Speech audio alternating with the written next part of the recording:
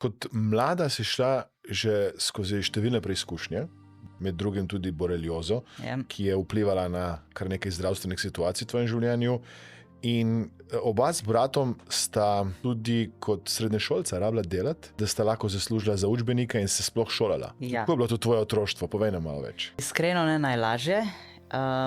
Že prej na osnovno šolo in tako naprej je bila kar precej, bom rekla, revščina. Tudi sami odnosi niso bili najlepši oziroma ni bilo najbolj mirno otroštvo. Potem je 15-16 let sem začela zraven šole delati. Takrat smo se mogli še malo skrivati, če bi kakšna inšpekcija prišla.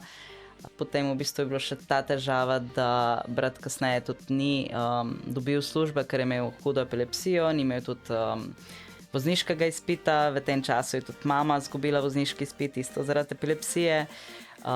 Tudi ona je delala samo po 4 ure in to je bila res nizka plača. Tudi ločitev je bila že vmes in enostavno je bila kar taka velika teža, da sem poskusila čim več delati, da sem potem še finančno doma pomagala. Ni bilo vsako popoldne, ker smo imeli tudi doma še kmetijo pa vinograd, tako da če se je le dal, sem največ delala za vikende, pa seveda cela počitnica potem.